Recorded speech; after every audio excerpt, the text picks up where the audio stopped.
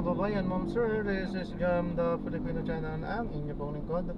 So today is November 8, 2025 at tayo ngayon ay papunta dito yan sa may Lakewood Avenue. Dito yan sa may Lakewood Avenue, Los Baños, Laguna. At dadalhin po natin yan sa may Winnie's Private Pool sa may Macben Street, Pansol, Calamba City, Laguna po to. Okay, so magbabalik po tayo mamaya konti pag nakuha na po natin sila. Disclaimer lamang po ang content po natin ay kalsada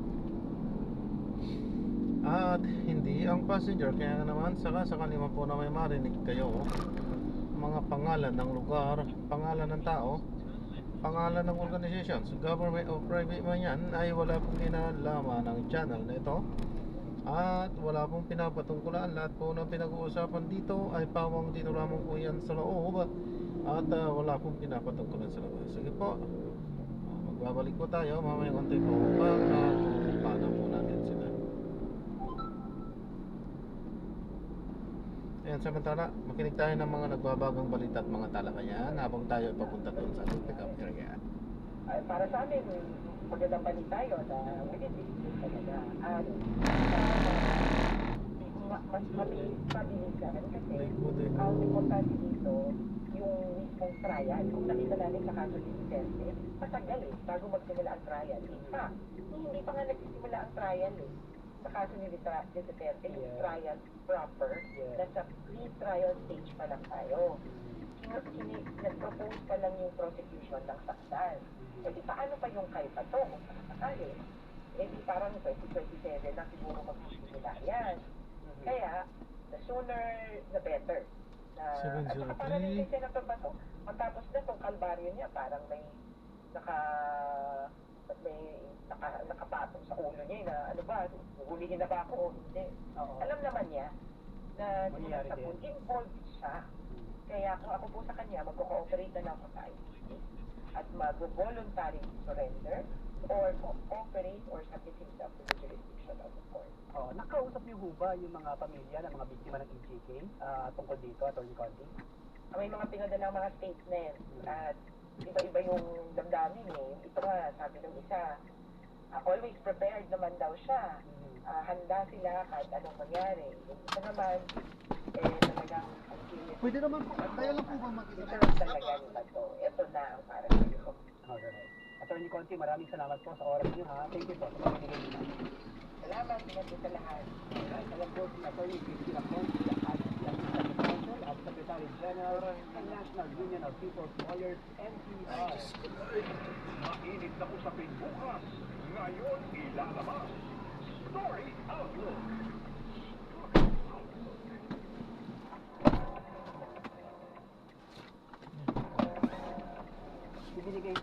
Pinadala sa akin.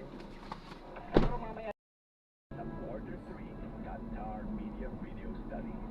Ang PCMM Radio Patrol sa Istreta at PCMM Beta Radio ang patuloy na mapagkakatiwalaan at mapaniniwalaang maghahatid ng mga balita at serbisyo publiko kumpirmado at sigurado. Maraming salamat po, kapamilya at kaservisyo.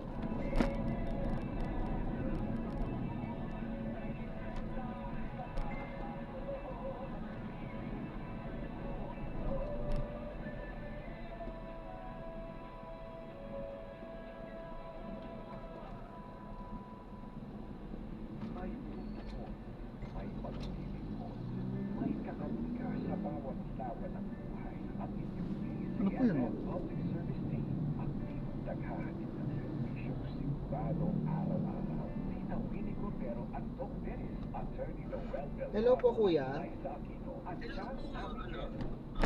Sa may City of Springs po, sa may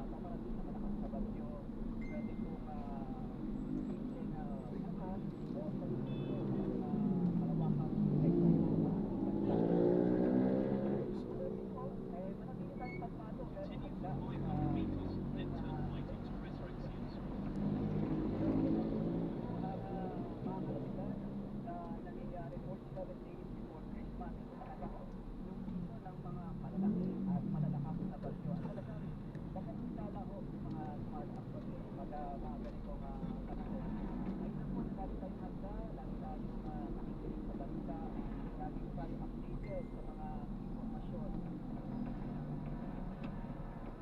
Ay si June Baldomero ay nakikinig sa atin, nakamonitor sa atin kasama nga si Francar, Kevin Jesus, Ann Margaret, Rose, Orteco, Kim Apagado, Karen Lino. Aba, si June napakarami ng pinapabali ah. Si Romel Valenzuela, si Miguel Pinado, Mark, Maricar, Donna Jen, nakarami ka na June ah. Thank you June sa palaging pagtulong sa atin dito sa Sudan. Meron tayong 4,600 guys sa ating YouTube.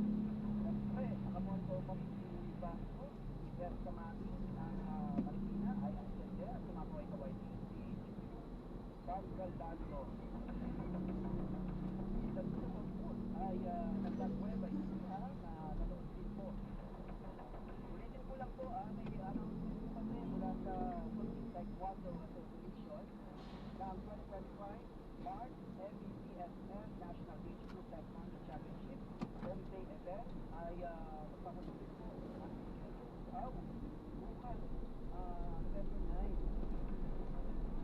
Ano po, tuloy-tuloy ang event pero sa kabila ng mga suspension po sa mga klase, sa trabaho dahil nga dito tayo nasa epekto ng bagyo ay meron po tayong event bukas ng PTA Taekwondo Association. Punta po sa mga atleta natin, alam po yung iba dito galing pa sa mga probinsya.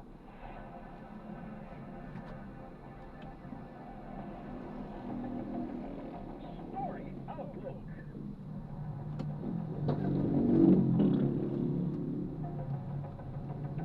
Po ay patuloy po tayong nagbabantay. Sinusubukan po natin kontakin ang mga opisyal sa iba-ibang ahensya ng pamahalaan.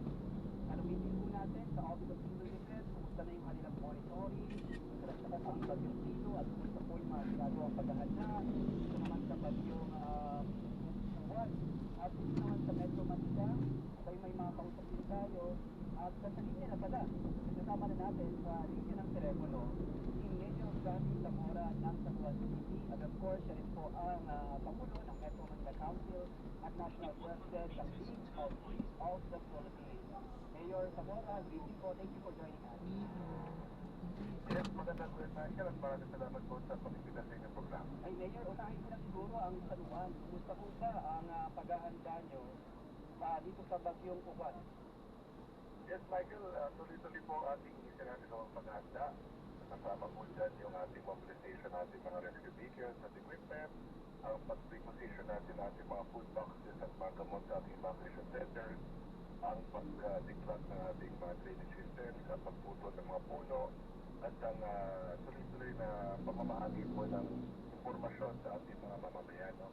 Mahalaga po talaga kasi na ang ating po mamamayan ay manatiling alerto at handa sa anumang maaaring maging pinsala dahil itong bagyong umat sa atin. No? At ganoon din ang ating pong preventive evacuation ng mga residente po ay kailangan gawin kung lali talagang maging grabe nga po ang pagtaas ng tubig at ganoon din na sinasiguro ko natin na sa ating mga pumping station ay fully operational, merong operator 24 hours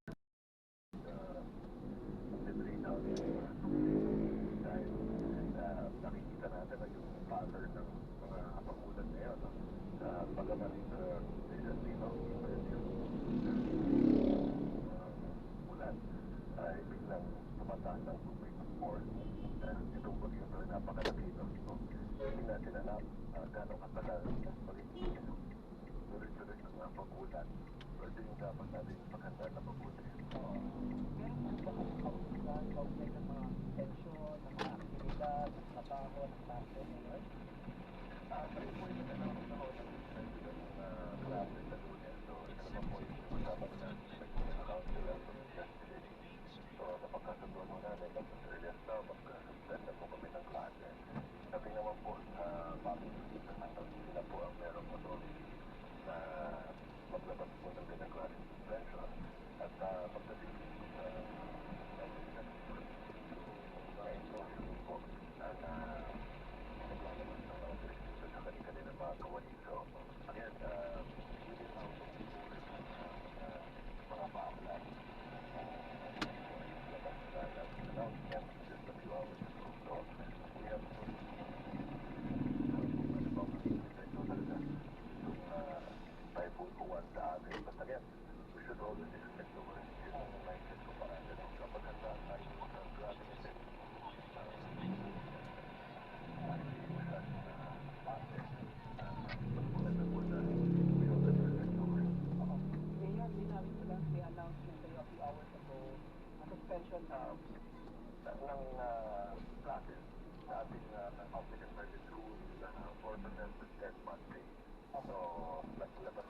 Nasikip yata ito.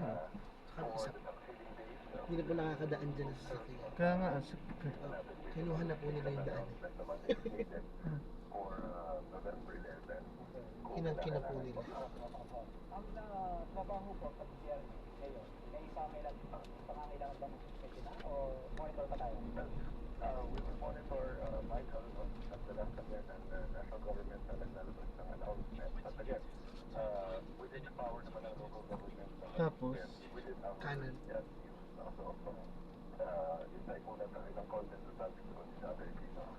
Sakali maglabas Tapos sa ng patuloy. national government and election bukas, and we will share the announcement to our local government unit and employees. Also, yung mga LGU employees natin maglalabas na tayo ng announcement once Ito na lang po kaya para po makakaikot po. Kaya wala pa rin na mag-suspend sa ating mga lokal na pamahalaan pagdating po sa trabaho sa gobyerno.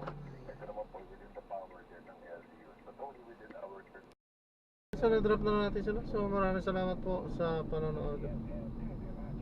Hanggang sa muli po, ingat. God bless. Paalam po muna pansamantala, tayo gagawa na ng ibang video sa ating susunod na mission. Subalit, alis muna tayo dito. Gabi na.